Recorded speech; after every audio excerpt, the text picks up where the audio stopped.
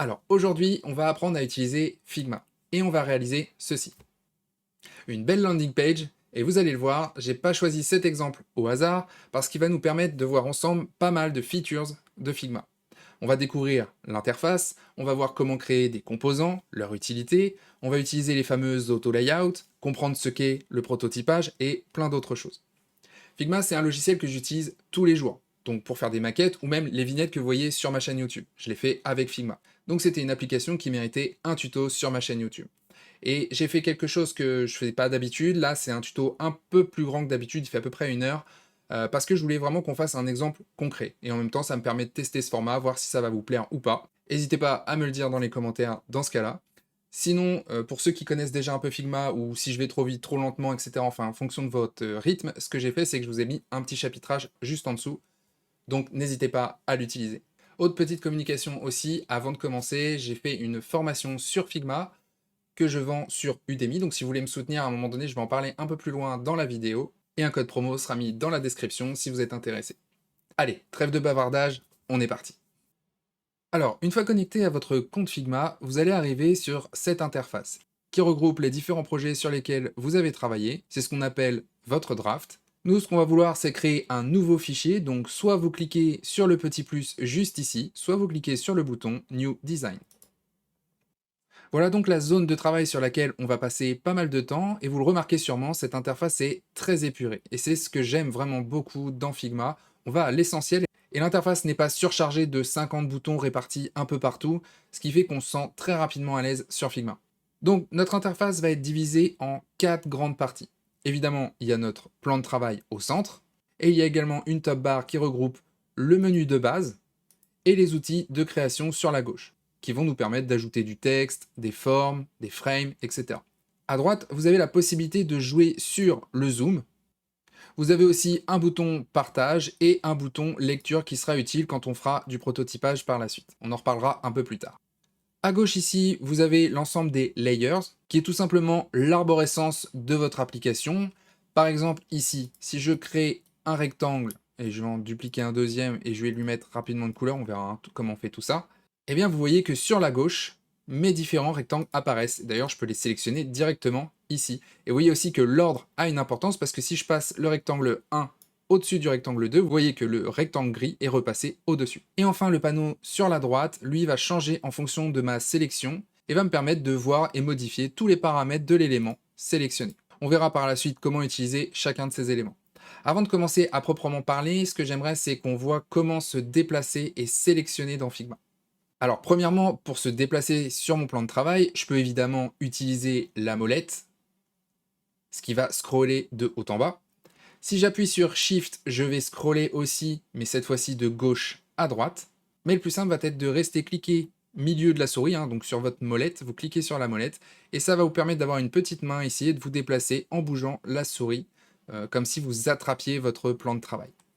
Ensuite, ce que vous pouvez faire aussi, c'est maintenir CTRL, la touche CTRL gauche, et de zoomer, dézoomer, comme ceci, avec la molette de la souris, donc en maintenant CTRL, et en scrollant, tout simplement.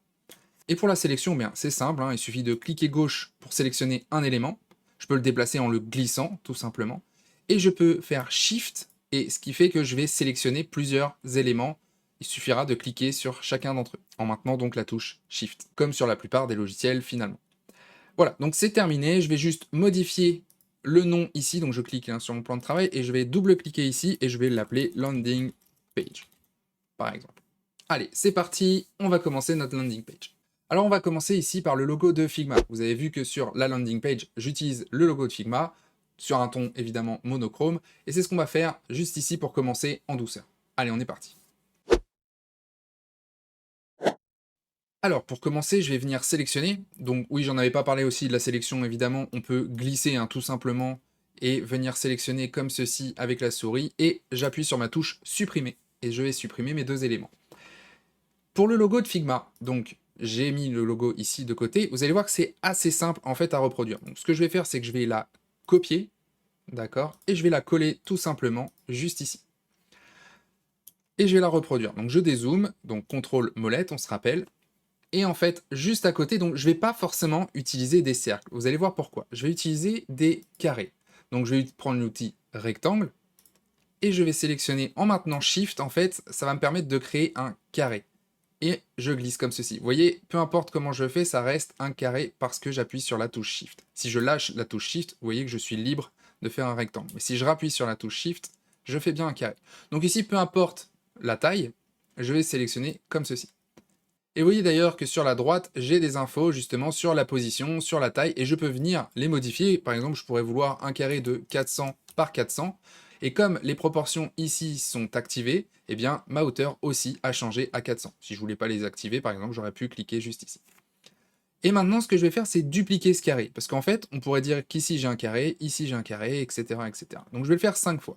Pour dupliquer, c'est assez facile, vous pouvez maintenir la touche Alt et glisser un élément, tout simplement. Donc je vais cliquer et je maintiens Alt et vous voyez qu'il me duplique une forme et puis je vais la mettre grâce au magnétisme juste à côté. Et je vais refaire cette étape-là plusieurs fois. Donc je vais venir le faire juste ici. Alors attention, hein, j'aligne bien pour bien le mettre là. J'en refais une fois ici et je refais une fois ici. Alors pourquoi j'ai pris des carrés? Puisque ici j'aurais pu prendre un cercle et puis j'ai bien ce cercle. C'est que vous allez voir. Je vais prendre justement le cercle. Et vous voyez qu'ici j'ai les bords arrondis. Je peux le modifier ici, mais je peux aussi donc rezoomer, CTRL molette, et vous voyez que j'ai des sortes de petites poignées. Donc ceux qui connaissent Illustrator, bah, c'est exactement la même chose. Je vais pouvoir venir cliquer et glisser sur ces petits ronds ici, qui en fait vont m'arrondir. Et plus je vais aller vers le centre, et bien plus mon élément forme un cercle parfait. Et ce que je vais pouvoir faire, c'est que pour les autres formes, comme vous le voyez juste ici, eh bien c'est que je vais juste arrondir le bord haut à droite et le bord bas à droite. Et donc, je vais venir sélectionner cet élément-là, et je vais, au lieu de cliquer ici, hein, qui va être tout simplement me faire des bords arrondis, comme vous le voyez, mais sur tous mes bords, ce que je peux faire, bah, c'est la même chose. Donc, je vais les sélectionner, je vais faire un rond, et je vais venir individuellement remettre à zéro les bords qui m'intéressent. Par exemple, le bord ici, en cliquant juste là, hein, j'ai le bord ici, je peux le mettre à 0. Vous voyez qu'il s'est mis à 0 pour celui-ci. Et je vais venir sélectionner le bord qui est juste là, et je vais le mettre à 0. Et voilà, j'ai reproduit le premier élément. Pour le deuxième élément, je pourrais faire la même chose, ou je peux tout simplement le supprimer et dupliquer cet élément-là, et le mettre juste à côté, en le faisant glisser, et je vais tout simplement faire clic droit, flip, horizontal. Et vous voyez que j'ai obtenu mon élément en symétrie. Je vais faire finalement la même chose, je le prends, je sélectionne, et je le mets comme ceci. Je le refais glisser. Et celui-ci, ben, on va refaire la même chose, on va sélectionner, on va le mettre avec des ronds, et en fait c'est juste le bord haut à droite hein, qui n'est pas arrondi, donc il me suffit de le trouver, donc c'est celui-ci, je le mets à 0. Et voilà. Donc ici j'ai fait la forme du logo de Figma. Ce que je vais faire maintenant, c'est d'utiliser une couleur. Je ne vais pas reprendre pour pas casser mon design, j'avais décidé de faire un ton monochrome. Et je vais réutiliser, donc pour modifier la couleur, je vais prendre tous mes éléments, et chacun de mes éléments a une propriété fil. C'est en fait la couleur de remplissage. Vous voyez que cette couleur-là, elle est grise pour l'instant et je peux la modifier. Et tous mes éléments changent de couleur. Alors moi, j'ai sélectionné une couleur en particulier. Donc là, ici, vous voyez que vous avez plusieurs tons. Hein. Vous pouvez aller vers le bleu, le vert, le violet, etc. Puis jouer sur la saturation et la luminosité. Moi, ma couleur, je vais l'entrer directement. J'ai le code hexadécimal, donc je vais le coller juste ici. Et je fais entrer. Et voilà, ça, c'est la couleur que j'utilise pour mon design par rapport à l'image que je vais utiliser. J'ai essayé de récupérer cette couleur. Et vous pouvez en fait prendre tout simplement avec la pipette une couleur, par exemple comme ceci. CTRL Z, j'annule. Et ce que je vais faire maintenant, c'est utiliser ma couleur de manière globale. Ça veut dire quoi? C'est que cette couleur-là, c'est un peu ma couleur primaire. Donc je vais vouloir la réutiliser dans mon design, sur mes boutons, sur des parties, des bordures, etc. Donc je ne vais pas forcément aller chercher, même si j'aurais pu aller chercher à chaque fois à la pipette sur, par exemple, mon logo et récupérer la couleur, je pourrais. Mais imaginons que je veuille changer à un moment donné ma couleur pour X raisons, eh bien, il va falloir que je rechange chacun des éléments, ce qui n'est pas génial. Imaginons, par exemple, je sélectionne un élément et je veux changer la couleur. Eh bien, il va falloir que je le fasse pour chaque. Alors évidemment, là, vous me dites, oh, mais tu aurais pu sélectionner tout, évidemment. C'est ce que j'aurais fait ici. Mais si vous avez un design, si vous devez sélectionner tous les endroits du design, etc. à la fin, ça va être embêtant. Donc, ce qu'on va faire, c'est créer une couleur globale. Et ça, c'est vraiment intéressant dans Figma. C'est qu'en fait, ma couleur, ici, je vais cliquer sur Style, sur le petit bouton ici, et je vais faire le petit plus ici. Pas ce plus-là, hein, bien le plus qu'il y a sur ce bouton. Et je crée un style. Et je vais l'appeler, par exemple, Primary. Et je crée mon style. Ça change quoi? Ça change que, imaginons maintenant, je crée un bouton par exemple ici. Je vais pouvoir sélectionner une couleur classiquement, mais là je vais pas utiliser ça, je vais plutôt utiliser par exemple ma couleur ici. Donc je vais recliquer sur mon panneau de style et je vais sélectionner Primary. Et ce qui va être intéressant, c'est que maintenant, si mon design est terminé, etc., puis au final, je me rends compte que je me suis trompé de couleur, eh bien, je peux venir juste ici, venir cliquer sur Edit Style et modifier ma couleur.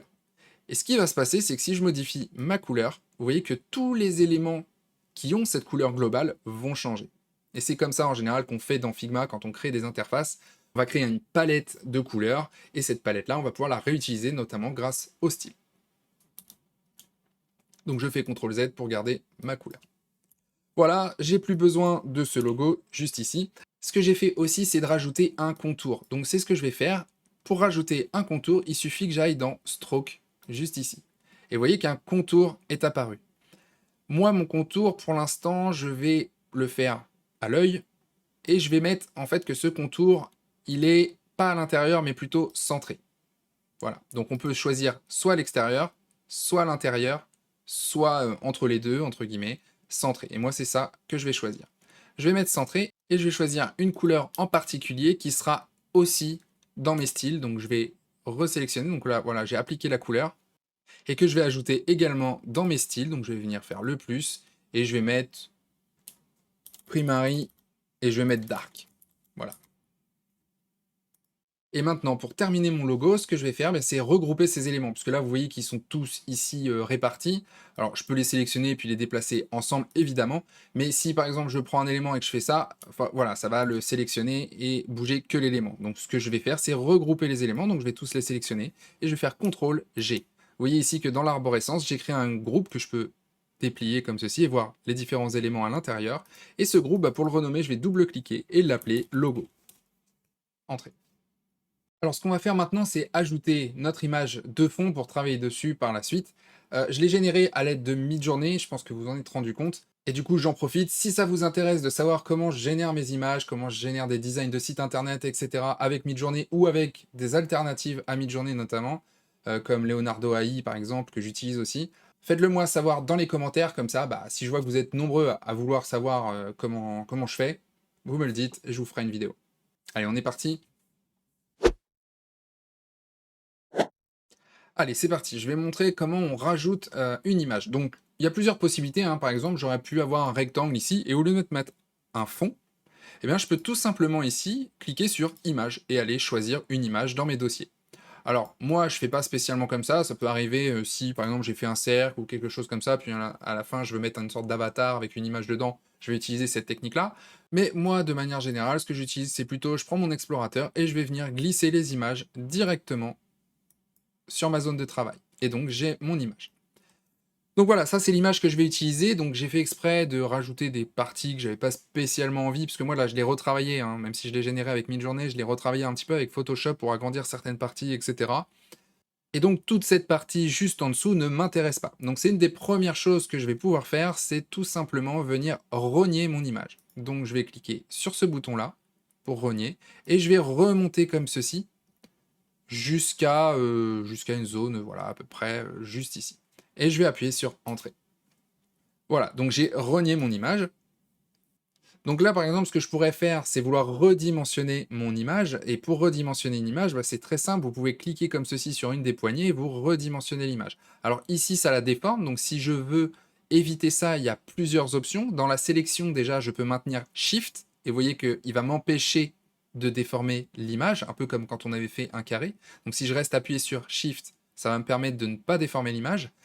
Ou je peux venir voir dans les options de l'image, et vous voyez que ici je suis en mode crop, mais je pourrais être en mode fill par exemple. Et là, si je suis en mode fill et que je modifie, vous voyez que l'image va s'adapter à la forme.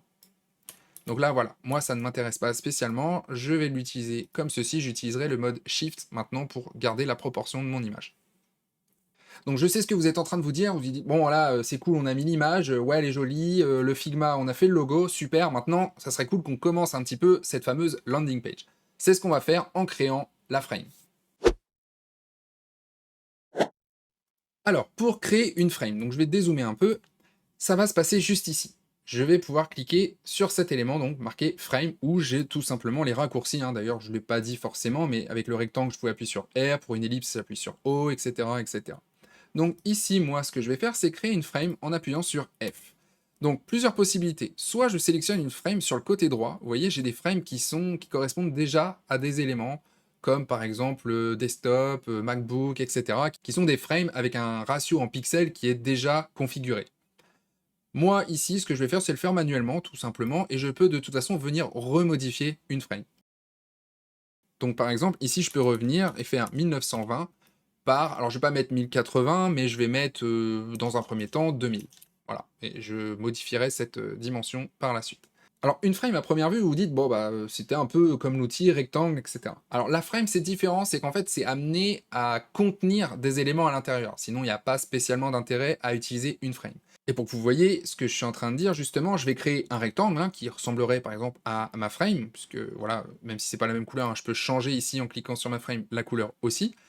Mais si je clique sur cette image-là et que je veux la mettre à l'intérieur, vous voyez qu'il ne va pas spécialement à l'intérieur de mon rectangle. Alors que si je viens et que je commence à vouloir mettre mon image à l'intérieur, vous voyez que cette fois-ci, mon image, elle rentre bien à l'intérieur de ma frame. Et la frame va avoir des options aussi supplémentaires. Par exemple, on va en parler, mais on pourra utiliser l'auto-layout, ou on pourra utiliser un layout grid. Et donc ce qu'on va faire maintenant, c'est commencer à mettre mon image. Et là, je vais la réduire légèrement, donc Shift, clic gauche, et je vais maintenir Alt aussi, parce que là, si je fais ça, vous voyez que le haut en haut à gauche de mon image ne bouge pas, et c'est ici que ça bouge. Si je veux bouger par le centre, enfin si je veux modifier la taille par le centre, j'ai juste appuyé sur Alt en même temps. Et là, vous voyez que mon image reste bien centrée. Et donc, c'est ce que je vais faire, je vais venir comme ceci, et je vais remonter tout en haut. Ce que je vais faire ici, c'est que même si je peux mettre une couleur, donc par exemple, je vais mettre la couleur Primary Dark que j'avais choisie, ça me fait une transition nette, c'est pas forcément ce que j'avais envie ici, j'aimerais qu'il y ait un petit dégradé. Donc ce que je pourrais faire, c'est utiliser un rectangle, bah, je vais utiliser celui-ci, tiens, pourquoi pas, vu que je l'ai déjà créé. Je vais zoomer, je vais modifier, et là, cette fois-ci, je vais utiliser une sorte de dégradé. Donc je vais le mettre par exemple juste ici. Et ce que je vais faire, donc, c'est modifier sa couleur en utilisant plutôt un dégradé.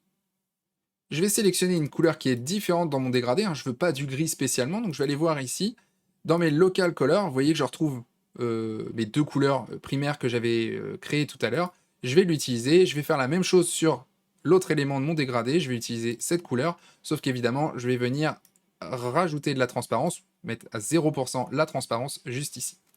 Et mon dégradé, eh bien, je vais pouvoir le bouger dans le sens que je veux, vous voyez. Et je vais mettre évidemment la couleur la plus transparente juste ici. Et je vais venir ajuster comme ceci. Donc soit je l'ajuste manuellement juste ici, soit je peux venir aussi bouger directement mes éléments sur le dégradé dans le panneau à droite. Donc je vais zoomer, je vais regarder un petit peu l'effet. Donc là, évidemment, je ne veux surtout pas qu'il y ait une délimitation, donc je vais bien me mettre comme ceci. Et ce que je peux faire, c'est à la rigueur rajouter un élément comme ceci et mettre une transparence légèrement différente pour avoir encore un fondu plus important. Voilà. Donc j'ai juste à cliquer hein, ici et ça me rajoute un élément. Et si je veux le supprimer, bah, je clique dessus et je fais supprimer, tout simplement. Voilà donc pour mon dégradé. Et ensuite, bah, maintenant, ce que je vais faire, c'est utiliser un système de grille. Donc je vais cliquer sur ma frame ici. Et ce que vous voyez juste ici, c'est Layout Grid. Je vais en rajouter un. Layout Grid, ça va être quoi? Ça va être en fait, ça va me permettre d'avoir un guide et je vais pouvoir m'en servir notamment grâce au magnétisme de Figma qui va me permettre de placer mes éléments plus facilement sur une grille, comme son nom l'indique. Moi, ce que je vais utiliser, c'est plutôt un système en colonne. Donc j'ai plusieurs possibilités, un système de grille, un système de colonne ou un système de ligne. Donc évidemment, je peux en avoir plusieurs, donc je pourrais avoir un système de colonne plus un système de ligne, par exemple, etc. etc. Rien ne m'empêche d'en avoir plusieurs. Moi ici, je vais juste utiliser le système de colonne. Donc sur ce système de colonnes là, je vais en prendre 12, parce qu'en général c'est comme ça qu'on travaille. 12 c'est un bon chiffre parce qu'en fait c'est divisible par 4, par 3, par 2, etc., etc. Au niveau des marges, je vais prendre 128 pixels pour pas commencer directement sur le bord. Comme ça, tous mes éléments, je vais les aligner à partir d'ici. Et ce que je vais mettre, c'est que je vais mettre des gouttières, donc c'est entre mes différentes colonnes, combien je veux d'espace, eh bien je vais mettre 32 pixels. Voilà. Comme ça, il m'a calculé automatiquement la taille des colonnes. Et donc ça va être un guide que j'utiliserai de temps en temps, que je peux afficher ou pas, en cliquant sur le petit œil juste ici. Et ça va me permettre justement de placer mes différents éléments. Voilà, on a créé la grille. Maintenant, ce qu'on va faire, c'est créer un premier composant qui va être un bouton. Alors, pour créer mon bouton, je vais le créer un petit peu à part, parce qu'on va parler des composants.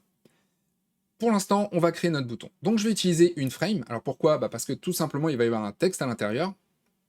Je vais créer mon bouton. Alors, pour l'instant, les tailles, je m'en fiche un peu. Vous verrez pourquoi par la suite. Je le crée comme ceci. Je vais utiliser juste la couleur primary, juste ici. Et à l'intérieur, je vais ajouter un texte. Donc, soit j'appuie sur la touche ici, de texte, soit j'appuie sur la touche T. T pour texte, tout simplement. Et je clique ici. Et ici, je vais mettre mon bouton, bouton. Par exemple. Là, maintenant, ce que je vais faire, c'est modifier la police, la taille, etc., etc. Donc là, par exemple, vous voyez déjà que c'est très petit, donc je vais mettre en beaucoup plus grand pour que vous voyez. Alors, attention, il faut bien que je sélectionne le texte à l'intérieur, donc j'ai double-cliqué, et je vais mettre 64, par exemple. Et ce bouton-là, il est juste ici. Donc, ce que je vais vouloir, c'est changer la police. Donc, je double-clique bien sur mon élément, pour être sûr que ça change bien la police. Et là, ce que je vais faire, c'est sélectionner une police. Donc, vous voyez que vous en avez énormément. Et moi, celle que je vais chercher, c'est l'Extend. Alors, pourquoi j'ai pris cette police-là? Donc déjà, c'est parce qu'elle rendait bien sur ma landing page, mais aussi, c'est qu'elle a plusieurs possibilités, notamment bold, et je peux être en light, en feinte, enfin très fin et très gras. Donc c'est une police, justement, qui a pas mal de variantes, et c'est ça qui est intéressant. Donc c'est pour ça que j'utilise des polices comme celle-ci, ou comme Roboto, etc. Ce que je vais vouloir, c'est que justement, mon écriture soit en bold, et que ma couleur de police soit tout simplement ma primary dark. Donc vous voyez, on réutilise souvent les couleurs, et c'est ça qui va être intéressant, c'est que, imaginons, là on va pas le faire, mais imaginons que je me sois trompé de couleur, ou qu'il y ait quelque chose qui ne va pas, je peux remodifier la couleur comme ça de tous mes éléments, donc de mon bouton d'un seul coup, de mes différents cadres, de mes différentes strokes, enfin mes différents bordures, etc., etc. Alors ici j'ai mis 64 pour qu'on puisse voir rapidement, mais en réalité, je vais plutôt zoomer sur mon bouton et remettre à 16 pixels, qui correspond plutôt à mon élément. Donc là, je vois que mon bouton, il est très grand, et je vais le centrer rapidement, mais en utilisant le magnétisme. Mais en réalité, pourquoi j'ai dimensionné un peu n'importe comment mon bouton? Tout simplement parce que je vais utiliser un auto-layout. Donc on va voir un petit peu, dans un premier temps, ce que c'est dans un cas très simple comme le bouton, et quel est l'intérêt qu'un auto-layout peut m'apporter. Je vais dupliquer mon élément. Imaginons que j'ai besoin d'un autre bouton. Et imaginons que mon élément, vous voyez, il est plus petit. Bon, bah déjà, il va falloir que je le recentre. Ce qui n'est pas génial, parce qu'il va falloir que je le refasse à la main sur chaque bouton. Et imaginons que, en fait, mon bouton, là, j'écris blablabla, bla, bla, bla. Il va falloir aussi que je redimensionne mon bouton à la main, etc. Et ça, c'est embêtant. Et c'est justement l'intérêt des auto-layouts. Donc, je vais enlever ce que j'ai mis, hop. Et ensuite, je vais aller sur mon auto-layout. Donc, sur ma frame, je vais activer l'auto-layout. Je clique. Là, vous voyez maintenant que j'ai un menu qui est différent. Il y a une première chose qui vient de changer, c'est que si je viens ajouter du texte, comme ceci, vous voyez que ma frame s'adapte. Et c'est ça, un auto-layout. Ça va permettre à la frame de s'adapter à son contenu. Et aussi d'adapter l'affichage de son contenu à l'intérieur. Alors ici, ça va être très simple, puisqu'on a un bouton, on a juste un texte. Mais vous allez voir que, par exemple, je peux décider que quoi qu'il arrive, ici, ça ne le fait pas. Il reste en haut à gauche, parce que ici, vous voyez, il est aligné en top left. Je vais modifier ça, je vais l'aligner au centre, et là, vous voyez qu'à chaque fois, quoi qu'il arrive, si j'agrandis mon bouton, mon texte sera toujours centré. Autre chose, en fait, je vais pouvoir décider, bon, la séparation de mes éléments, ici, il n'y en a que 1, donc il y a pas, on verra aucune différence si je mets 0, par exemple. Par contre, ici, c'est ce qu'on appelle le padding horizontal, que je vais pouvoir modifier. Donc moi, ici, je vais mettre 30, non, je vais mettre 24, et ici, je vais mettre 4. Voilà, ça sera mon bouton. Je vais vouloir aussi avoir des bords arrondis, donc je vais venir glisser comme ceci pour avoir mes bords arrondis. Dernière chose, j'ai dit que je voulais que mon bouton soit un composant. Alors ça veut dire quoi? Eh bien ça veut dire que je vais cliquer déjà sur le bouton composant. Create Component. Je clique. Vous voyez, ça a changé, j'ai une petite icône qui est différente. D'ailleurs, je vais penser à renommer en bouton. Et ça va faire quoi? Maintenant, si je duplique un élément, vous voyez, comme ceci, celui-ci va être un enfant de celui-ci. En fait, lui, son parent, du coup, ça va être une sorte de repère pour lui. Un peu comme ce qu'on a fait avec la couleur globale, c'est-à-dire que si je modifie cet élément-là, mon élément ici va se modifier. Imaginons que je change la couleur pour X raisons. Je veux plus que ce soit primaire, etc. Vous voyez que si j'ai enlevé la couleur, que j'en mets une autre, un peu rose, vous voyez que mon autre bouton change également. Et ça va marcher pas uniquement justement sur la couleur, parce que ça, je l'avais par exemple déjà avec les styles, mais ici, par exemple, si je change même le texte, ou la police, si je veux plus que ce soit bold, mais que je veux que ce soit light, vous voyez que mon autre bouton aussi s'adapte et devient light.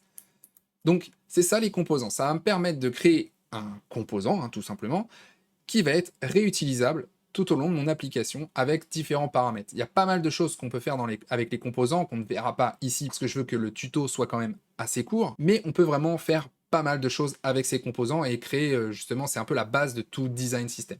Donc je vais supprimer celui-ci, j'ai pas besoin de l'utiliser. D'ailleurs, autre particularité, je vais l'avoir maintenant dans mes assets. Si je clique ici, là je suis dans les layers, mais j'ai assets, et je pourrais venir ici sélectionner mon bouton et en placer différents comme ceci, à différents endroits de ma landing page ou de mon application. Je vais les supprimer et lui je vais le laisser là tout simplement, et je vais en rajouter un juste ici. Et ce que je vais faire, c'est que tout simplement je vais changer son texte, et je vais mettre, alors je vais rezoomer un peu pour que vous voyez mieux quand même, je vais mettre connexion.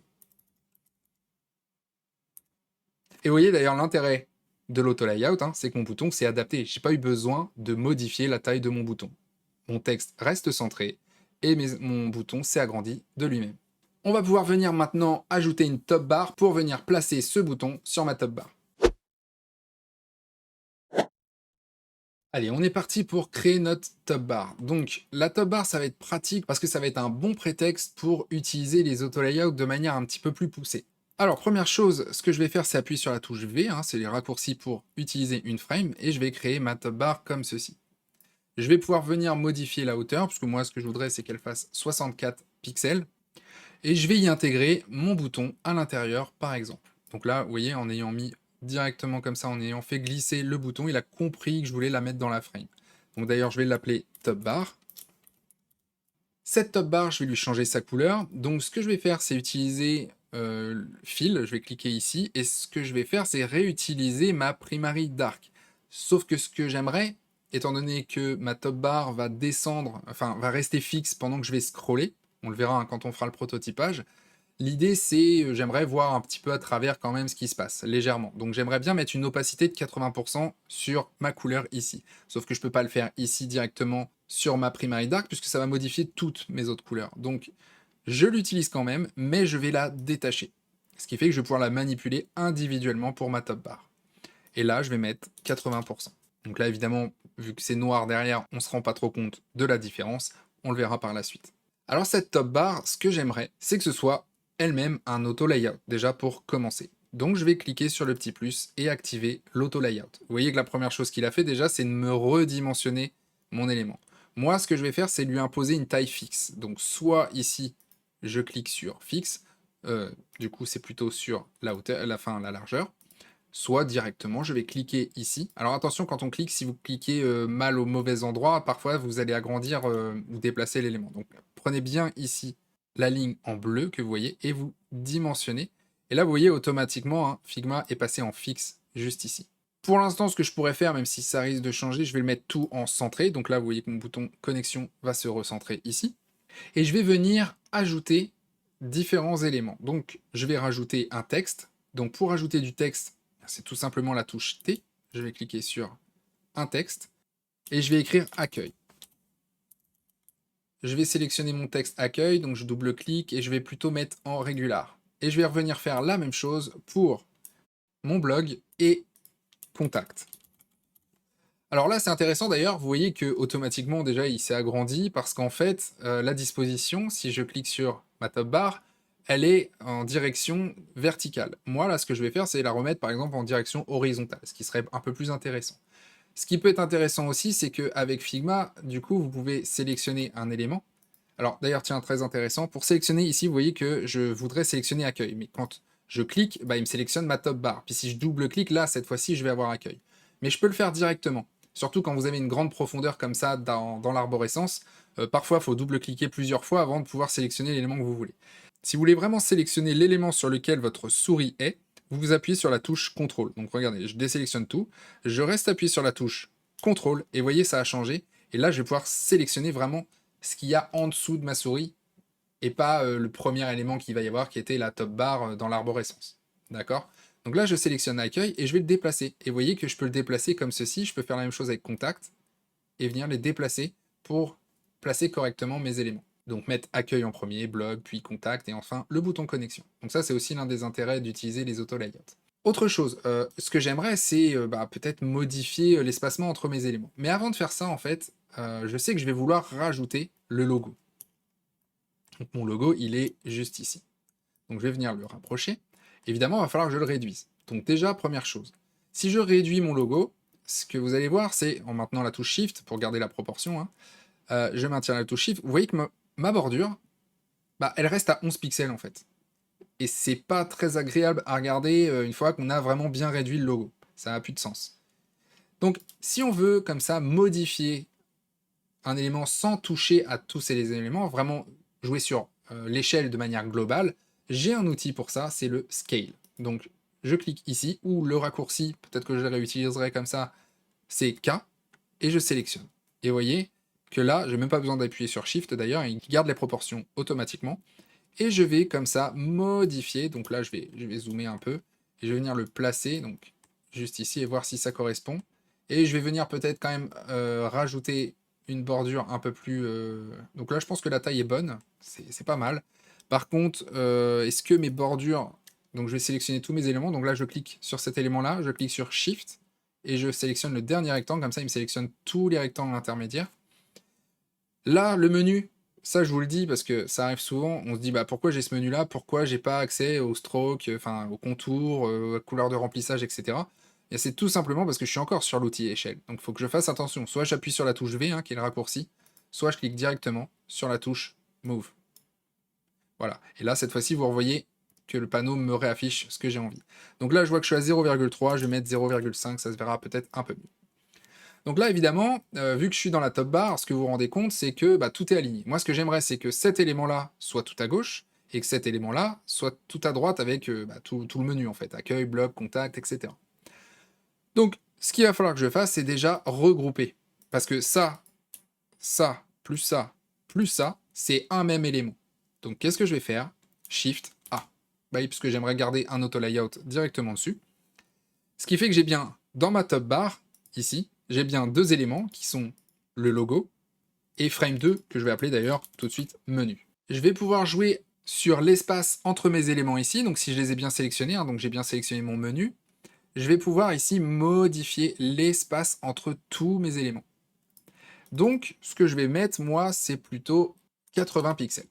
Et ensuite, sur mon auto layout, juste ici, ce que je vais faire, c'est regrouper encore cet élément-là et celui-ci dans un autre auto layout. Alors pourquoi? J'aurais pu directement le faire dans ma top bar. Mais si vous avez vu le résultat final, vous avez vu que j'ai aussi une petite bordure ici tout en bas. Et donc je vais me servir plutôt d'un autre groupe ici qui va contenir mes deux éléments, qui sera dans ma top bar et qui aura une bordure. Donc on va faire ça. Je sélectionne, je refais Shift A. Et là, cette fois-ci, je vais dire que tu t'agrandis en fonction de ton parent. Donc ça marche parce que la top bar aussi est un auto layout. Sinon, je n'aurais pas pu cliquer sur Fill Container, il n'y aurait pas eu l'option. Donc là, je vais pouvoir le faire. Et vous voyez qu'il s'est agrandi automatiquement.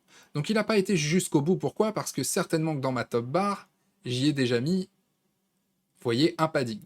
Donc pour l'instant, je vais enlever tous les paddings de ma top bar et les mettre à 0. Et ce que je vais faire, c'est déjà utiliser une taille fixe, donc je vais mettre fixe ici et je vais remettre 64 sur ma top bar, hein, parce qu'il me l'a enlevé du coup, vu que j'ai modifié l'auto-layout. Et donc ma frame qui contient mes deux éléments, hein, mon logo plus mon menu, je vais changer le mode de disposition. En cliquant sur les trois petits points ici, au lieu d'être en paquet ici, je vais mettre Space Between. Ceux qui font du CSS, je pense qu'il y en a pas mal ici, vous devez déjà un petit peu connaître cette disposition. Je clique et vous voyez qu'effectivement, j'ai bien séparé mes deux éléments avec un complètement à gauche et un complètement à droite. Alors maintenant, ce que je vais faire, c'est sur cette frame-là, je vais modifier et je vais bien utiliser les paddings à gauche et à droite pour que ça corresponde plus à ma frame. Si vous vous rappelez, hein, dans les colonnes, normalement, ça devrait arriver ici, mon logo. Donc je resélectionne ma deuxième frame ici. Et ce que je vais faire, c'est rajouter un padding, donc c'était 128 hein, si on se rappelle, pour que mes éléments soient bien alignés. Et donc je peux maintenant enlever l'affichage en colonne. Alors ici dans ma top bar, ce que j'aimerais c'est que ça soit plutôt aligné par le haut, comme ceci. Et ce que je vais venir faire, c'est agrandir mon élément juste ici. Et je vais venir à peu près à 60 pixels ici. Donc je zoome et je viens comme ça à 60 pixels. Comme ça, je vais avoir 4 pixels juste ici de différence et je vais pouvoir rajouter sur ma frame ici, ma fameuse bordure. Donc si je fais stroke ici et que je mets la couleur que j'avais créée au préalable, et je vais vérifier que c'est bien à l'intérieur qu'il y a ma bordure. Ce qui fait qu'elle va être à 4 pixels de mon bord, puisqu'ici je suis à 60 et que, on se rappelle, ma top bar fait 64 pixels. Donc voilà, c'est terminé pour la top bar. Donc je le sais, hein, les auto layout, là on les a vus assez rapidement. On peut pas trop s'éterniser, hein, comme j'ai dit, le tuto, il faudrait pas qu'il dure trop longtemps. Par contre, n'hésitez pas à vous entraîner pour bien comprendre comment ça marche, parce que c'est vraiment un outil très utile de Figma, et surtout quand vous allez avoir des grands projets, croyez-moi, vous allez être content d'avoir des auto layout. Allez, on continue. Donc maintenant, ça va être assez facile. Ce qu'on va venir faire, c'est remplir un petit peu notre landing page. Donc, première chose, bien, on va reprendre notre logo Figma, d'accord? Donc, on va prendre ici l'élément. Alors, du coup, je vais cliquer plutôt dans mes layers pour sélectionner mon logo et je vais Alt, le dupliquer et le sortir pour le mettre juste ici. Je vais utiliser la touche K, hein, on se rappelle, c'est pour la mise à l'échelle, et je vais l'agrandir un peu puisque ici j'ai plus de place. Et je vais le mettre à peu près 64 pixels, donc voilà, je vais mettre 64, alors je vais garder la proportion, et je vais mettre 64 ici. Voilà, donc je vais le centrer, donc j'utilise le magnétisme de Figma. Je vais venir ajouter du texte en grand, donc apprendre Figma. D'ailleurs, je ne vais pas l'écrire comme ça, je vais faire apprendre Figma. Là où vous dites, ah bah c'est bizarre parce que tu avais écrit tout en majuscule dans l'exemple. Eh bien c'est ce qu'on va faire. Et on va venir sélectionner donc 64 pixels. Et on va venir aussi dans les options, juste ici, donc dans les trois petits points, et venir sélectionner majuscule ici. Donc il va prendre tous mes éléments et mettre en uppercase, donc c'est-à-dire en majuscule. Voilà. Ce que je vais faire aussi, c'est que je vais mettre plutôt bold, et je vais venir rajouter donc le centré. Bon, en réalité, je pourrais le mettre n'importe comment, parce que de toute façon, vous vous en doutez, je vais réutiliser un auto layout très rapidement pour tout centrer d'un seul coup. Ça va être beaucoup plus simple. Je vais venir copier mon lorem ipsum que j'avais déjà fait, je le place, et ensuite j'ai été mettre une ligne tout simplement. Donc ici on a plusieurs options, on a line, raccourci touche L, et je peux mettre une ligne comme ceci. Donc là je vois en fait que j'ai pas été parfait en réalité, donc je peux m'en rendre compte là notamment. J'ai pas mis l'angle est pas à 0, donc je vais appuyer sur 0 et entrer. Voilà. Je vais mettre une épaisseur de 4 et je vais réutiliser la fameuse couleur primary. Donc je vais plutôt l'utiliser ici. Voilà. Je vous l'ai dit, hein, je vais prendre cet élément-là, celui-ci, celui-ci, celui-ci, et le raccourci pour faire une frame et un auto layout en même temps, c'est Shift A. Et voilà. L'auto layout évidemment ne me correspond pas, parce que là il aligne tout à gauche. Je vais vouloir plutôt qu'il centre tous mes éléments, et je vais mettre un espacement de 24 pixels entre chaque, et je centre tout. Voilà. Alors je suis chiant, je vais chipoter un petit peu, mais ici j'aime pas du tout l'espace. Vu que là c'est une grande police d'écriture, il est en train de me créer plus d'espace ici que finalement ici. En tout cas à l'œil ça se voit. Donc ce que je vais faire c'est quelque chose d'un peu spécial. Je pourrais enlever de l'auto-layout puis me placer les éléments moi-même à l'œil, ça peut se faire. Mais par contre ce que je vais faire c'est plutôt modifier la taille de cet élément-là. Donc ce que je vais faire c'est pas utiliser ça, parce que je vais venir réduire comme ceci. Oh, tu vas me dire, ça marche, automatiquement il est venu le faire. Mais voilà, c'est ce que je voulais dire. On peut changer le mode de disposition et décider qu'en fait, que le cadre de mon texte sera fixe. Ce qui fait que, s'il y a plus d'écriture, ça va dépasser du cadre, tout simplement. Ou voilà, on décide de mettre un cadre et le texte va venir comme il peut se mettre à l'intérieur. Et là, c'est ce que je fais. Donc comme ça, je réduis la taille possible de mon cadre et la police s'affiche toujours. Ce qui fait que ça me donne plus l'impression d'avoir un espace équivalent juste ici. Alors on est pas mal, il ne nous reste plus qu'à faire le petit bouton de scroll juste ici. Donc ce qu'on va faire, c'est utiliser le cercle. Donc soit on clique ici, soit c'est la touche O. Donc je fais la touche O. Pareil hein, pour le carré, je maintiens la touche Shift et je vais le centrer. je vais prendre la couleur Primary. Et à l'intérieur, en fait, ce que je vais faire, c'est que je vais zoomer pour qu'on voit bien. Et en fait, ce que j'aimerais, c'est faire une sorte de petite bordure, un petit liseré. Alors, ce que je vais faire, c'est tout simplement prendre mon élément et le dupliquer. Donc, je peux faire CTRL-D. Vous voyez, ça a dupliqué automatiquement. Donc, CTRL-D, c'est une autre manière de dupliquer. Pourquoi j'utilise pas Alt? Parce que Alt, c'est utile si je fais un déplacement. Donc, je glisse, je fais Alt et ça déplace un élément.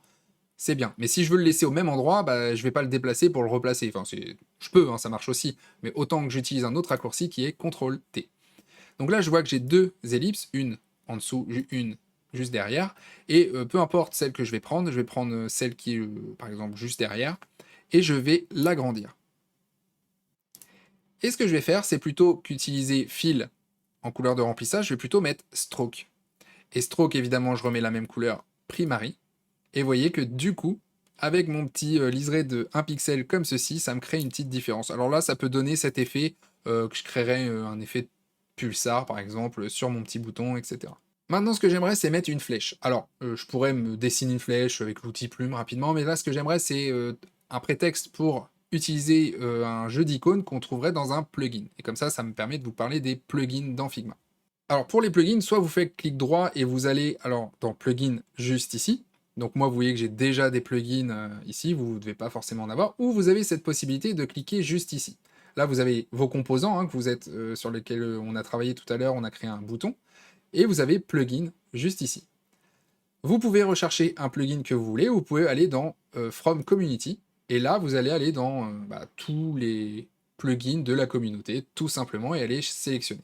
Donc là, nous, ce qu'on va rechercher, c'est un plugin qui s'appelle Iconify. Alors pour rechercher, c'est mal fait, je trouve, c'est juste en haut ici. Moi, j'aurais préféré ici, ça m'est déjà arrivé de la chercher, de ne pas savoir où était la barre de recherche. Je trouve qu'ici, elle est mal cachée, mais enfin bref, c'est une petite aparté. Et je vais chercher Iconify. Et là, vous voyez que j'ai bien un plugin, donc là j'ai des fichiers où j'ai un créateur qui s'appelle Iconify, etc. Moi, ce qui m'intéresse, c'est plutôt le plugin Iconify. Et donc, je peux l'essayer juste ici.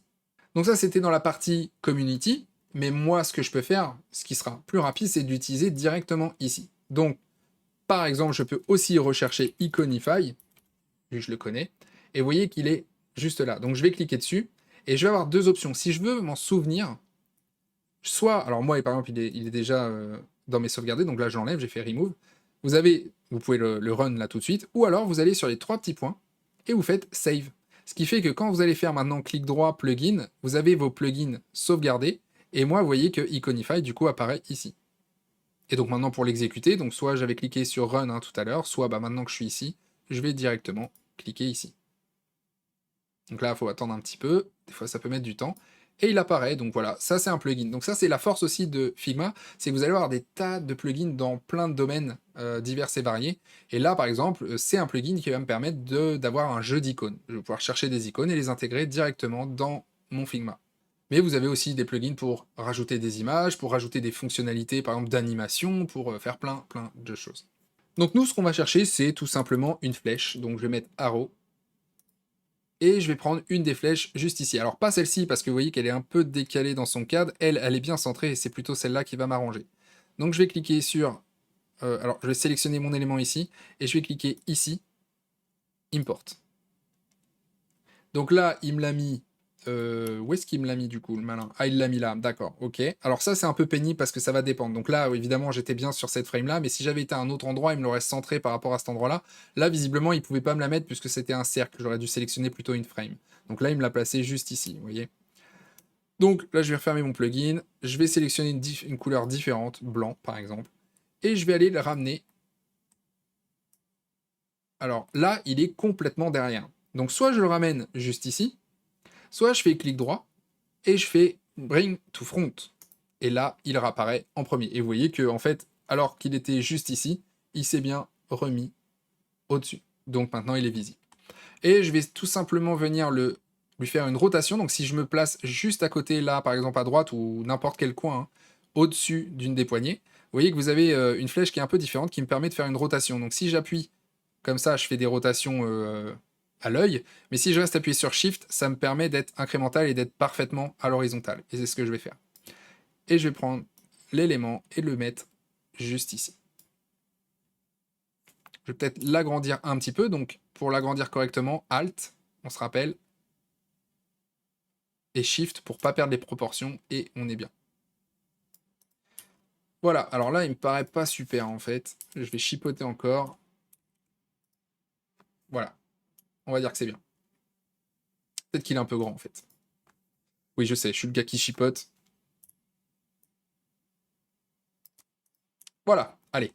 On en a terminé avec la landing page. Ce qu'on va vouloir faire maintenant, bah, c'est rajouter nos petites cartes juste en dessous. Allez, on est parti, on va créer les cartes. Donc, première chose déjà, ce que je vais faire, c'est prendre un petit rectangle et me le mettre juste ici. Donc, je vais mettre la couleur, non, c'est pas ici, c'est juste ici. Hop, on agrandit au maximum et je vais mettre à peu près là. Alors là, il est hyper grand, c'est pas grave. Et je vais remonter comme ceci. Et ce que je vais faire, bah, c'est tout simplement rajouter une ligne, hein. Je vais pas m'embêter avec, comme là j'ai dû le faire ici, je vais mettre une ligne tout le long et elle va apparaître.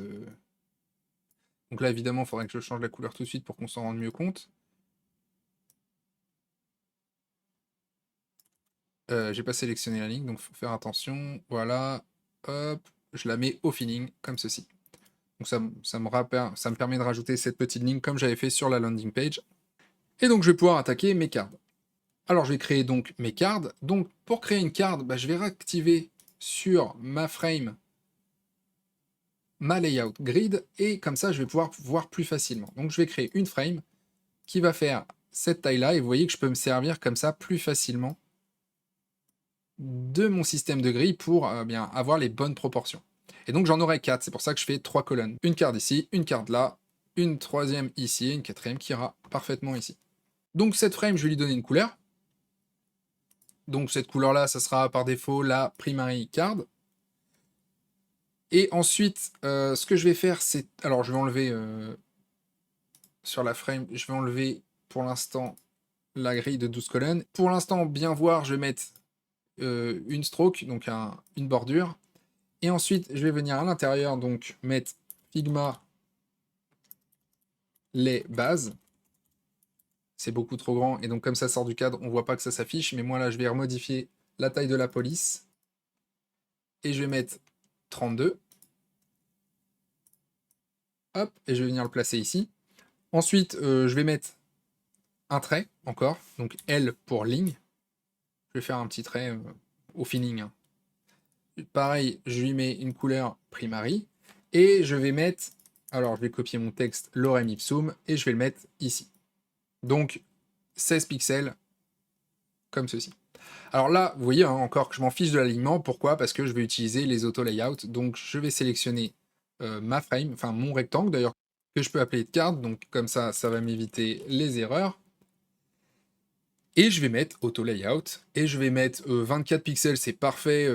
Ça s'est fait tout seul, donc tant mieux pour l'espacement. Je vais mettre aussi 24 pixels en padding, juste ici. Et 32 pixels en padding sur la hauteur. Et je vais corriger ma faute, parce que c'est moche, les bases sans S. Je vérifie juste une chose, c'est que ça n'a pas agrandi, je suis sûr que oui, donc... Non, c'est bon, on est bien, donc tant mieux. Donc je peux enlever. Ce que je vais faire tout de suite ici, c'est jouer sur le contour. Alors, le contour, maintenant, je vais détacher, hein, tout simplement, parce que je vais faire un truc spécial. Vous avez vu qu'il y avait un petit effet, et je vais vous montrer comment je fais. En fait, dans le contour, moi, ce que je vais utiliser, c'est plutôt un linéaire gradient. Et là, je vais venir modifier le dégradé. Donc, le dégradé, bon, bah, dans l'angle ici, il va être voilà, plein. Et par contre, juste ici, bah, je vais essayer de trouver un moment où ça me plaît. Alors, je vais peut-être augmenter l'épaisseur. Donc, je vais zoomer hein, pour que vous voyez mieux.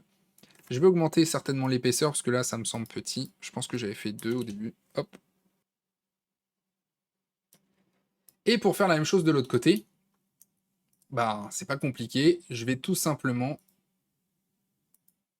rajouter un dégradé, ça c'est la petite astuce. Et en fait, ça me donne... Parce que si je fais pas de rajout de dégradé juste ici, vous voyez que j'ai pas la petite poignée.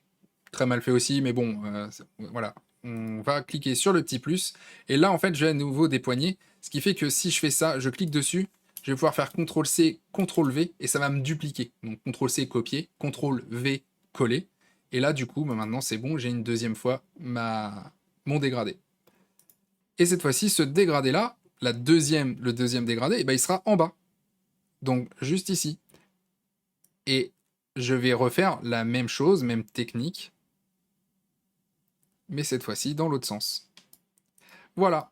Ce que je vais faire aussi maintenant, c'est corriger, parce qu'en fait, je me suis rendu compte que là, j'avais tout en majuscule. C'est pas ce que je voulais, enfin, c'est ce que je voulais ici, mais par défaut, Figma, quand vous refaites un texte, il reprend les paramètres que vous aviez utilisés en dernier. Donc là, bah, ce que j'avais utilisé, c'était pour créer ce texte-là.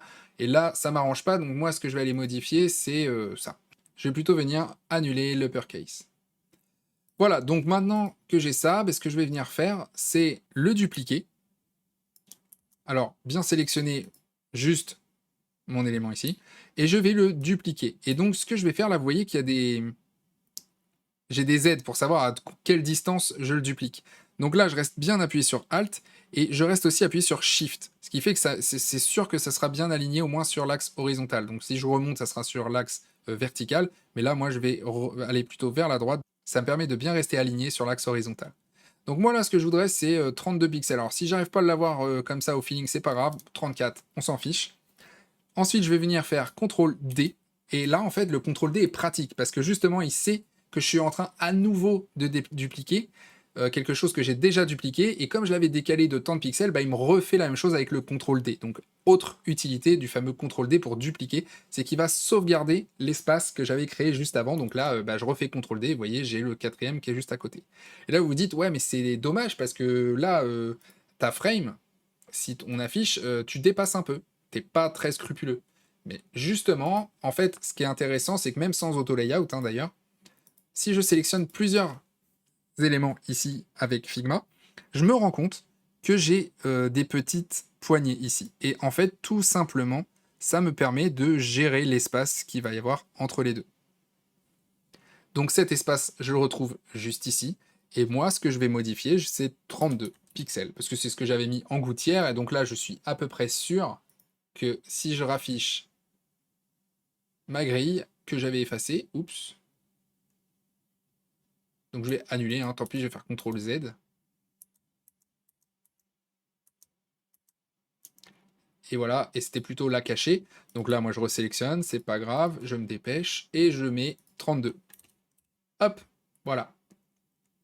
Et maintenant, si je regarde dans ma frame, je la raffiche, et là, vous voyez que je suis très bien aligné. Ok, donc, on a terminé pour les cards. Il reste juste à la rigueur à modifier la couleur de la première. Alors c'est ce que j'avais fait. Pareil, je vais écrire ça vite fait en off, hein, marqué avancé, expert, master, histoire de gagner du temps. Mais ici, ce que je peux faire aussi, c'est modifier la couleur et donc pas avoir une primary, mais plutôt avoir une couleur primary comme ceci. Alors je crois que j'aimais pas trop, donc j'avais modifié légèrement le fond primary, ça me plaisait pas trop. Donc ce que j'avais fait, c'est que j'avais légèrement assombri, il me semble. Voilà, pour que le blanc se voit mieux. Et évidemment, il faut que je change la couleur de ma ligne qui était là. Alors, je la sélectionne bien. Voilà. Je l'ai bien sélectionné. Non, je ne l'ai pas bien sélectionné. Donc, je vais mettre là. Voilà. Et tu vas plutôt être Primary Dark. Voilà. On est bien. Et à la rigueur, ce que je peux faire rapidement, c'est sélectionner mes éléments pour les mettre à 2 pixels. Donc, CTRL-SHIFT, parce que ça me permet de sélectionner plus facilement les lignes. Et je vais plutôt mettre 2 pixels. Ça me semblait un peu petit. Voilà, c'est un peu mieux.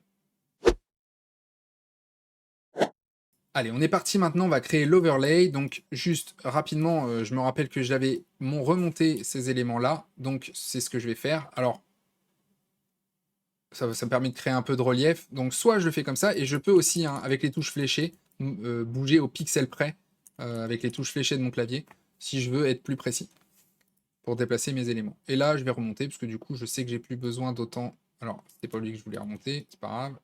Je vais sélectionner ma frame ici, et je la remonte. Voilà.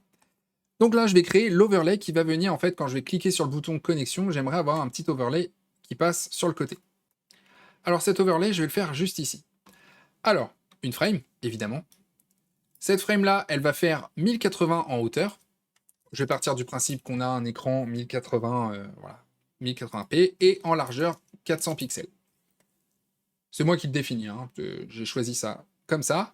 Sauf que, ici, j'ai 64 pixels. Et donc, je vais vouloir enlever ces 64 pixels parce que je voudrais pas que l'overlay passe au-dessus, juste ici du bouton. J'aimerais qu'il soit juste ici. Donc, ce que je vais faire, c'est que c'est 1080 moins les 64 pixels ici. Et comme je suis nul en calcul, bon, j'aurais pu le faire en vrai, mais bon. Ce que je vais faire, c'est 1080, si j'écris bien par contre, 1080 moins 64 pixels. Et c'est Figma qui fait le calcul pour moi. Pas besoin d'aller chercher la calculatrice ou faire un calcul en maths de fou, ou encore à demander à ChatGPT de me le faire. Là, directement, je peux faire des calculs en fait dans les champs ici de dimension, de position, etc. Donc ça, c'est une autre petite fonctionnalité sympa de Figma.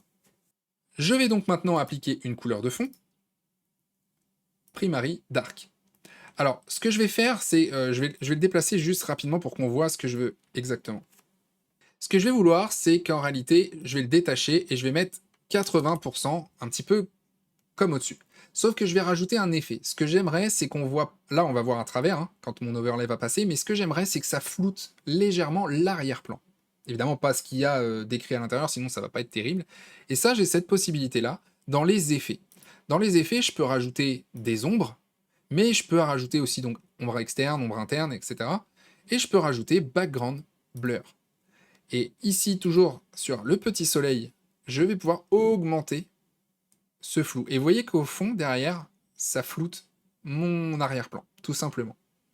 Et donc, c'est ce que je vais venir faire. Je vais mettre 16 pixels en blur.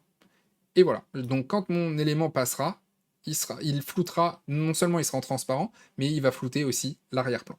Allez, maintenant, pareil que tout à l'heure, on va aller assez vite maintenant vu qu'on a vu les auto-layouts, mais là, on va les réutiliser. Moi, ce que je vais créer, c'est une nouvelle frame à l'intérieur ici. Cette frame, ça va être aussi un auto-layout. Et lui, il va s'adapter à son parent. Alors, son parent, est-ce qu'il était... Non, il n'est pas en auto-layout. Donc, vous voyez, c'est un exemple. Hein. Si je ne mets pas d'auto-layout sur parent, vous voyez que j'ai pas l'option ici, fill container. Ce qui est dommage. Alors que moi, c'est ce que j'aimerais. Donc là, on va faire ça et on va mettre auto-layout.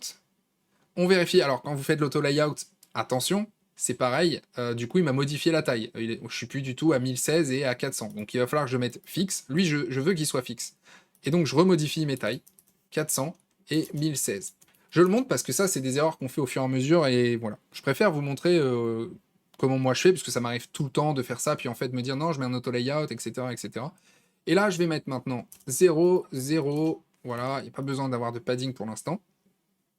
Quoi qu'il y en aura un de 4 pixels sur la gauche. Alors, je peux venir sélectionner ici que sur la gauche ou la droite. Hein. Vous avez vu, donc si j'appuie juste ici. Et je peux dire, tiens, sur la gauche, tu mets 4 pixels. J'obtiens un padding de 4 pixels. Et du coup, la frame qui est à l'intérieur, tu me l'aligneras sur la droite. Et là, maintenant, cette fois-ci, je répète l'opération. Fill container, fill container. Voilà. Donc là, j'ai une frame à l'intérieur d'une frame. Et pourquoi je faisais ça, vous vous rappelez, c'est parce que je vais vouloir rajouter une stroke sur cette frame-là, qui va contenir tous mes éléments, connexion et mes différents champs input. Donc, ici, je vais mettre à l'intérieur, en couleur, je vais mettre primary, et je vais le mettre que à gauche. Donc là, je vais venir ici sélectionner que sur la gauche ma bordure. Donc voilà, je zoome pour que vous voyez bien. Et j'ai une bordure juste ici. Ok, donc maintenant, alors là, vous inquiétez pas, hein, ça fait un peu gris, c'est normal, c'est parce que le fond ici est gris, et comme ça, c'est légèrement transparent, c'est normal que ça fasse ça. On est parti, on va écrire à l'intérieur, donc ce que je vais faire, c'est que je vais mettre connexion. Cette partie-là, je vais la modifier, et je vais mettre 32 pixels. Je vais mettre que c'est en uppercase. Je vais tout de suite mettre l'alignement, je vais le mettre sur la gauche et centré, d'accord? Donc dans ma frame, ça sera comme ça. Et ensuite, ce qu'il va falloir que je crée, ben, c'est un autre champ. Donc là, je vais faire T pour ajouter du texte. Et là, je vais mettre email. Ça va être beaucoup plus petit, évidemment. Je vais mettre 16. Je clique à côté, je rajoute un autre texte. Et là, cette fois-ci, je vais mettre entrée. Donc ça sera ce qui sera à l'intérieur, le fameux placeholder, donc à l'intérieur qui va être effacé au fur et à mesure que la personne va entrer quelque chose. Donc, entrez votre email. Et moi, évidemment, je veux pas que ce soit en uppercase, donc j'enlève. Entrez votre email. La police d'écriture, je vais la garder à 16. Par contre, je vais vouloir que ça soit fin. Voilà, comme ceci. Et je vais mettre plutôt en gris.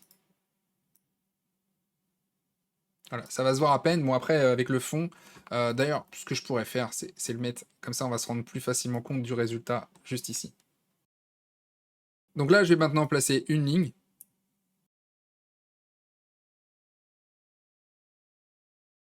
Donc je peux maintenir Shift hein, si je veux être sûr qu'elle soit horizontale. Cette ligne, je vais la modifier et je vais mettre en primary. Donc, moi, ma ligne, elle va prendre toute la largeur de son parent. Voilà. Donc, évidemment, là, le parent, il est grand, hein, donc il est juste ici, comme vous le voyez. Et donc, il prend toute la largeur. Donc, je vais venir mettre des paddings, d'ailleurs, par la suite. Donc, cette partie-là, et cette partie-là, et cette partie-là, c'est en quelque sorte ensemble. Donc, ce que je vais venir faire, c'est Shift A, tout simplement. Et donc là, ça m'a permis de créer un nouveau groupe en auto layout. Et je vais mettre 8 pixels entre chaque. Je duplique. Donc ça, je vais le faire rapidement. Je pense que je vais accélérer parce que c'est tout le temps la même chose. Maintenant, ce que je vais faire, c'est rajouter un bouton connexion. Je vais aller dans Asset et je vais placer mon bouton de connexion juste ici. Mon bouton de connexion, je voudrais une chose, c'est qu'il prenne toute la place. Donc c'est ce que je vais faire. Je vais plutôt mettre Fill Container. Je vais écrire connexion. Et pour que ça paraisse moins bizarre, je vais peut-être augmenter ici le padding sur la hauteur. Vous inquiétez pas, hein, sur les espaces, c'est un peu moche, on va modifier ça par la suite. Et maintenant, il me reste plus qu'à écrire mot de passe. Oublié. Ça, on va vouloir le centrer, donc moi, ce que je pourrais faire, c'est pareil, faire fill container, donc il remplit tout, et centrer le texte, tout simplement. J'ai pas besoin d'écrire ça en bold, donc je vais mettre en régular, et voilà. On va venir améliorer un peu tout ça, donc ces trois-là sont ensemble, donc je vais faire à nouveau Shift A pour créer un layer pour eux, et gérer leur propre espacement. Là, ça me semble pas très espacé, je vais mettre au moins 16. Ouais, je crois que je peux même y aller, hein, je vais mettre plutôt 32. Sur ma frame ici, je vais venir mettre 32 aussi, hein, tout simplement. Et là, ce que je vais faire, c'est aussi modifier ici le padding, puisque là, je suis quoi? Je suis à 10, ouais, c'est pas terrible. Donc, ce que je vais faire, c'est mettre 32. Et là, d'ailleurs, je suis pas obligé d'avoir un padding, je peux le mettre à 0, enfin ça va rien changer. Voilà. Ce que je me rends compte, c'est que mes éléments ne suivent pas. Eh bien, pas de problème, ça veut dire qu'ils ne suivent pas leur container. Donc moi, je vais faire fill container, toujours. Les éléments ici, c'est exactement la même chose. Alors, ça m'étonne parce qu'ils ont dû se... Ah voilà, c'est eux, donc fill container et fill container. Alors là, je me rends compte que personne suit... tout le monde s'est remis en fixe, en fait. Donc, c'est pas grave, on va modifier tout le monde, je les resélectionne et je les remets en fill container. Ce qui fait que, imaginons que mon container s'agrandisse, vous voyez que mes éléments, ils vont suivre. Donc toi, même motif, même punition, t'es pas en fixe, t'es en fill container. Ça arrive, hein, des fois ça se désynchronise, il suffit que j'ai bougé un élément manuellement et automatiquement il repasse en fixe. Donc voilà, on a corrigé le problème. Alors ce que j'aimerais faire maintenant, c'est tout simplement rajouter un texte juste en dessous. Donc déjà je vais l'écrire, donc je fais touche T pour le raccourci pour rajouter un texte, et je vais mettre pas encore, alors tout est écrit en super grand, je vais mettre 16 pixels, pas encore de compte, s'inscrire. Alors ça, tout ça, je ne veux pas qu'il soit en majuscule. Voilà, et pareil, CTRL A, je vais sélectionner tout, je vais les mettre en régular, et il n'y a que lui que je vais sélectionner et mettre en bold. Et d'ailleurs, je vais aussi modifier sa couleur pour utiliser la couleur primaire. Voilà. Cette partie-là, je veux qu'elle soit juste ici, en dessous. Le problème, c'est que si je sépare cet élément-là avec cet élément-là, en faisant un space between, par exemple, comme on l'a fait juste ici, cet élément connexion avec le bouton, etc., va se retrouver en haut, et ça, cet élément-là, il va se retrouver là où j'avais envie. Malheureusement, le problème, c'est ici. Ça, je veux que ça reste centré. Je vais rester centré. Donc, ça veut dire que sur mon élément, je laisse mon auto-layout en centré. Oui, je peux le mettre comme ça. Par contre, cet élément-là, je vais le désolidariser des autres. Parce que là, je peux pas le bouger comme je veux. Vous voyez qu'à chaque fois, il va se placer forcément par rapport, si je le déplace et que je cherche à le mettre dans le fond, vu que, enfin, tout en bas, si je cherche à le mettre tout en bas, vous voyez qu'il ne voudra pas. Je le sélectionne, je le place, mais il ne veut pas parce qu'il est dans un auto-layout. Il va falloir donc que je le désolidarise et que je le mette comme en CSS, en fait, en position absolue. Et pour faire ça, j'ai ce petit bouton, Absolute. Je clique. Vous voyez, cet élément-là, il a bougé parce qu'il s'est recentré correctement sans tenir compte de lui. Et maintenant, lui, je peux le bouger là où j'ai envie dans ma frame. Et donc, je vais pouvoir le placer juste ici. D'ailleurs, si je veux savoir à combien il est de ma frame, je peux appuyer sur la touche Alt. Je sélectionne mon élément ici, et en restant appuyé sur la touche Alt, je vois que là, je suis à 12 pixels. Donc je pourrais le remonter, par exemple, avec les touches fléchées, les touches directionnelles fléchées de mon clavier, et le mettre à 16 pixels, par exemple. Et voilà, c'est enfin terminé pour mon overlay. Donc je vais le replacer tout simplement sur la gauche, et je viendrai le rajouter par la suite. Alors, avant de continuer, comme j'en ai parlé en tout début de vidéo, j'ai créé une formation Figma complète sur la plateforme Udemy et je vous ai mis un code promo dans la description. Cette formation, elle est très appréciée par ceux qui l'ont suivie, j'ai reçu vraiment beaucoup d'avis positifs et c'est une formation que je maintiens à jour. J'y passe en revue tous les outils de Figma pour que vous maîtrisiez celui-ci et l'idée, évidemment, c'est de miser sur la pratique, donc j'y ai créé de nombreux exercices et un projet final notamment qui serait une application de messagerie. Alors je ne veux pas m'éterniser dans cette vidéo pour ne pas embêter ceux qui ne seraient pas intéressés, mais si vous l'êtes, vous avez une vidéo de présentation directement sur Udemy si vous voulez plus de détails. Le lien est dans la description, et je vous invite d'ailleurs à passer par mon lien si vous voulez pas que Udemy prenne un trop gros pourcentage malheureusement. Allez, je vous embête pas plus, on est reparti. Allez, une partie en général qui est plutôt appréciée, c'est la partie de prototypage, puisqu'on va donner un peu vie à notre application. Alors le prototypage, ça va se passer où? Bah, ici, vous allez avoir un onglet prototype. Là, on va avoir différentes options qui vont vous permettre de relier des frames les unes avec les autres, etc., pour faire une sorte de navigation. Nous, ça va être très simple ici dans notre exemple, mais que je vous montre. Imaginons que j'ai une première frame avec un rectangle à l'intérieur qui va être rouge. Je vais dupliquer cette frame-là, et cet élément-là, je vais le mettre ici. En allant dans le prototypage, je vais pouvoir sélectionner un élément, et vous voyez que j'ai un bouton qui vient d'apparaître ici. Quand je sélectionne un élément, donc là, si par exemple je sélectionne le carré, j'ai un bouton plus sur le côté. Ça va me permettre quoi? Bah, ça va me permettre, si je clique et que je glisse, de venir lier ma frame 9 ici avec ma frame 10. Ça va me servir à quoi? Vous voyez qu'il y a un menu qui est apparu, hein, qui est juste ici, hein, l'interaction. C'est-à-dire que là, l'interaction, quand je vais cliquer, mais j'en ai plein d'interactions. Je peux avoir l'interaction quand la mousse... Enfin, la mousse, ça y est. Je vais avoir l'interaction quand la souris entre, mouse enter, après un délai, etc. Donc là, moi, je vais laisser le on-click. C'est-à-dire que quand je vais cliquer sur cette frame-là, eh bien, ça va aller sur cette frame-là, tout simplement. Donc là, on va regarder et on va lancer. Donc là, vous voyez que j'ai un premier élément avec le bouton lecture, je peux cliquer ici ou cliquer juste ici. Pour l'instant, j'ai qu'un seul flux de travail, enfin un seul prototype, vous le voyez, c'est le flow 1. Et quand je suis sur prototype ici, on voit que j'ai mon flow 1. Je vais le lancer. Ça va m'ouvrir un nouvel onglet dans Figma, et je vais voir mon prototype. Et vous voyez que quand je vais cliquer, automatiquement, il est passé à ma deuxième frame. Pour remettre à 0, je peux appuyer sur R, donc je repars par défaut, et on va changer quelques trucs. Par exemple, ici, donc si je reclique sur cette flèche-là, je retrouve mon animation, qui d'ailleurs n'est pas une animation puisque c'était instantané. Et pourquoi? Parce que ici, j'ai sélectionné instantané. J'ai plusieurs possibilités. Je peux avoir move in, move out, push, etc. Par exemple, push, ça va faire cet effet-là. Si je recommence, je clique, vous voyez, ça a poussé automatiquement mon élément. Par contre, un qui est très intéressant et qui est souvent utilisé, c'est le Smart Animate. Là, on va laisser un peu Figma faire, et Figma va détecter un peu les changements qui se sont produits entre cette frame-là et cette frame-là. En fait, il se fie notamment au nom des éléments. Là, il voit que rectangle 10, on a aussi rectangle 10 dans les deux frames, donc il va détecter que cet élément-là, il a bien bougé et qu'il s'est déplacé vers le bas. Et donc, il va me l'animer. Il va me l'animer selon une courbe et selon une durée. Cette courbe-là va me permettre soit d'accélérer à la fin, soit d'accélérer au début, etc., etc. Je vais même pouvoir faire des rebonds. Tiens, on va tester le rebond tout de suite. Et on va regarder ce que ça donne. Donc là, je vais cliquer. Je fais R pour réinitialiser et de repartir à ma frame de départ, hein, qui est cette frame juste ici. Et donc, je vais cliquer. Et vous voyez que ça m'a animé mon élément. En fait, il est passé de ma frame, ma première frame ici, enfin la frame 9 hein, finalement, à cette frame-là, en animant. Voilà, ça va être ça le prototypage, et on va pouvoir faire évidemment plein de choses. Ça serait un sujet à part entière, évidemment. Là, on vient de faire basique, passage d'une page à l'autre, c'est ce qu'on fait le plus couramment, hein. Vous faites un design de prototype, quand vous cliquez sur blog, vous arrivez sur une autre frame qui contient le blog, etc., etc., et vous avancez comme ça au fur et à mesure dans votre application.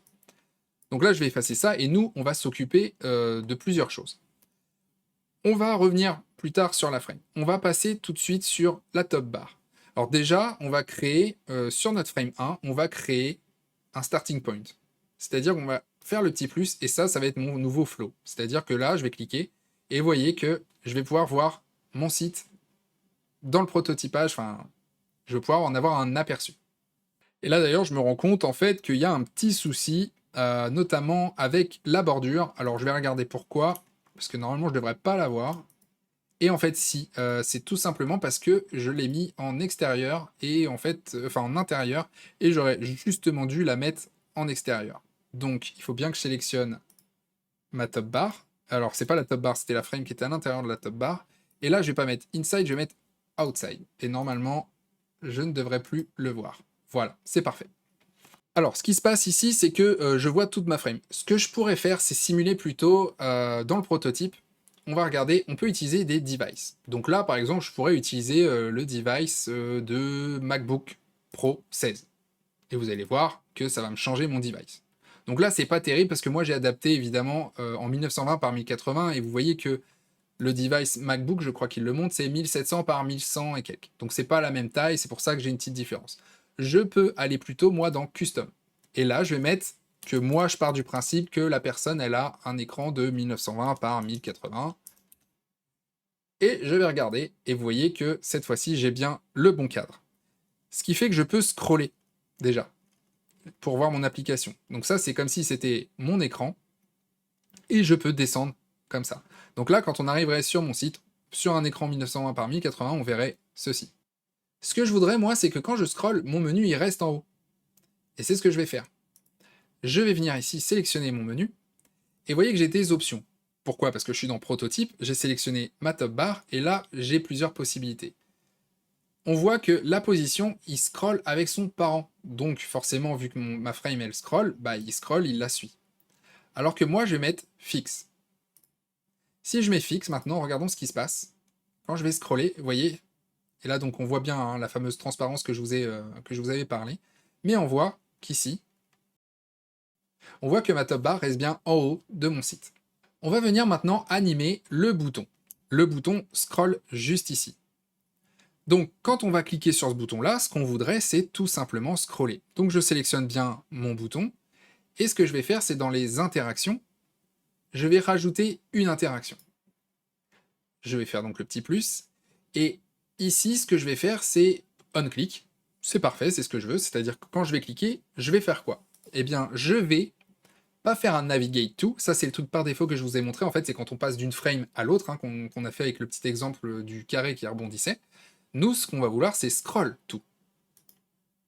Et on va scroller à quoi? Eh bien, on va scroller à, par exemple, ma carte. Donc, c'est très bien qu'on les ait nommés. Je resélectionne bien, alors, bien mon rond ici. Et en réalité, donc, je vais aller mon scroll to à ma carte. Peu importe la carte, hein, finalement. Je clique ici. Maintenant, qu'est-ce qui va se passer? Alors, tant qu'à faire, je vais faire un Smart Animate tout de suite. Et je vais mettre 500 millisecondes. Et on regarde, si je clique, hop, automatiquement, on a scrollé. Donc on a cliqué et on a simulé en quelque sorte le comportement du bouton de scroll. Allez, il nous reste une dernière chose, celle que vous attendez j'imagine, c'est l'overlay. Alors ça, c'est une autre chose qu'on peut faire, ça va être sur ce bouton. Donc là, c'est le bouton ici qu'on va sélectionner. Donc, je vous rappelle, hein, CTRL pour sélectionner directement le bouton. Et ce bouton, eh bien c'est pareil, je vais lui appliquer une interaction au clic, c'est ce qui m'arrange. Et là, cette fois-ci, ça va être Open Overlay. Je vais vouloir ouvrir donc une autre frame par-dessus. Moi, c'est laquelle? Eh bien, ça va être la frame 4. D'ailleurs, j'aurais pu l'appeler Overlay, c'est pas terrible. Je vais le faire tout de suite. Overlay. Voilà, je resélectionne mon bouton, hop, et on va aller Overlay, et on va sélectionner l'Overlay juste ici. Alors, il y a pas mal d'options, enfin pas mal d'options, j'exagère, mais il y a plusieurs options. Là, ici, si je regarde, quand je clique sur le bouton connexion, vous voyez qu'il apparaît au centre par défaut. C'est pas du tout ce que je veux. Moi, ce que je veux, c'est plutôt qu'ils viennent du côté. Donc, ce que je vais vouloir, c'est qu'ils viennent de la droite. Mais je vais vouloir qu'ils viennent d'en bas à droite. Parce que si je le fais passer d'en haut à droite, bah, il va repasser au-dessus et c'est pas ce que je voulais. Donc moi, ça va être bottom right. Là, on va regarder. On voit que c'est déjà mieux. Donc là, ce que j'aimerais, c'est que quand je clique ailleurs, bah, ça ferme mon overlay. J'ai cette possibilité en mettant close when clicking outside. Super accent anglais. Là, maintenant, quand je fais ça, vous voyez, mon élément apparaît. Alors, quelques petits défauts, c'est que par exemple, c'est en instantané. On l'a vu, maintenant, ce qu'on pourrait faire, c'est move in. Et on va le faire venir de la droite. Donc là, c'est ce qui est fait par défaut, donc c'est parfait. Et on va mettre, pareil, 500 millisecondes pour que ce soit un petit peu plus lent. Si je clique, voilà. C'est parfait. Et l'avantage, c'est que même quand je vais scroller, on voit que l'élément reste par au-dessus. Parce qu'il est en quelque sorte en position fixe lui-même. Et voilà, on vient enfin de terminer notre landing page avec Figma. Voilà, donc le tutoriel est terminé, c'était un petit défi hein, quand même pour moi, parce qu'il a fallu que j'essaye de synthétiser pour voir le plus de choses possible dans un exemple concret. Donc voilà, j'espère que ça vous a plu ce que je vous ai fait faire. Et n'hésitez pas déjà à me le dire dans les commentaires. Si vous voulez aller plus loin, je vous l'ai dit, il y a ma formation sur Udemy, sur Figma, évidemment. Je vous ai mis un lien, un petit coupon de réduction dans la description. Et moi, je vais pas vous dire, je vais vous dire à la prochaine, mais peut-être pas coder bien comme d'habitude, je vais peut-être vous dire Figma. Pas si ça se dit, mais Figma.